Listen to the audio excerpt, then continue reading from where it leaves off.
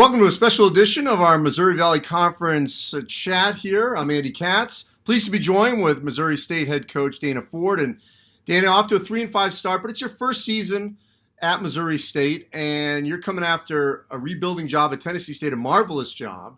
Let's deal first in the big picture. What were the expectations that were given to you for this first season? Well, we just wanted to establish our program, establish our identity.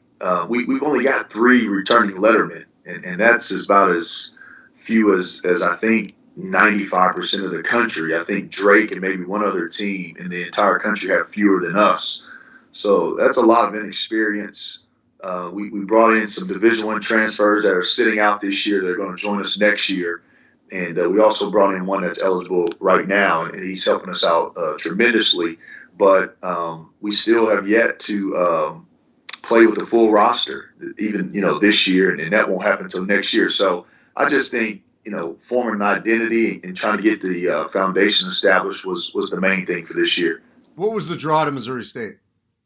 It was just an unbelievable community and a great basketball school, a lot of history, great facilities, great fan support, and then obviously the Missouri Valley, playing in this league and coaching in the league.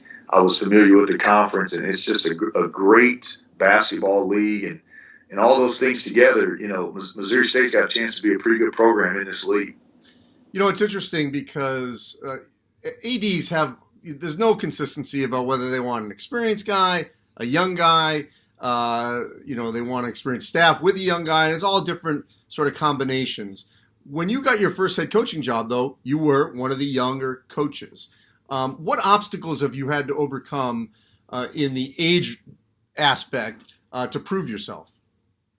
Just a lot of learning on the job. When I was hired at Tennessee State, I was 29 years old, and I literally had to learn how to be a head coach in a league where it was some really good, experienced coaches. Like Rick Byrd was at Belmont, and he had been at Belmont just as long as I had been alive. And so that's a huge gap there, and competing against people like him. And then Ray Harper, who ended up being at Jacksonville State, he'd been coaching for a long time.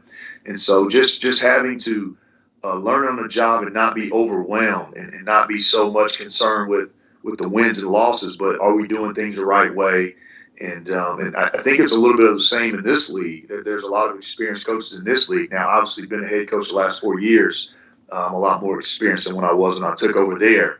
But basketball's always changing. The game's always changing, and trying to stay ahead of the curve and do things you feel like are going to give your team the best chance to win. But most of the obstacles are just learning on the job. Look, it's basically 5 years ago, so it's not that long ago. But even in that short period of time, what would you tell that Dana Ford, that day one when you got the Tennessee State head coaching job, that you know now that maybe you didn't know then? The number one thing is preparation. That's the number one lesson I've learned as a head coach. It's just the most important thing. You got to prepare your staff, your players for every practice, every game, obviously. And then you have to have that relationship with them in order to get them to execute it the way that you've prepared it.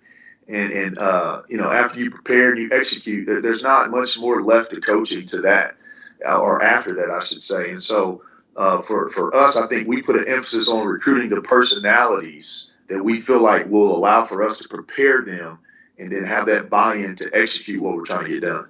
You mentioned you had a bunch of transfers, and there's so many different schools of thought here on this.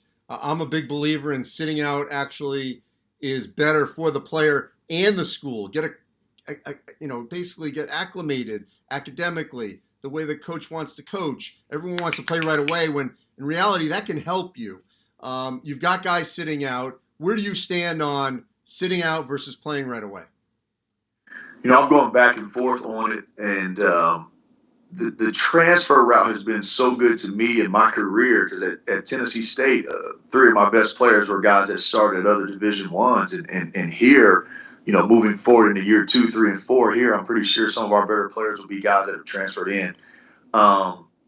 I've always been a fan of guys sitting out, but the more I deal with it, I'm starting to think that playing right away may be better, because guys are now starting to take advantage of the sit-out year and graduating early and then leaving again.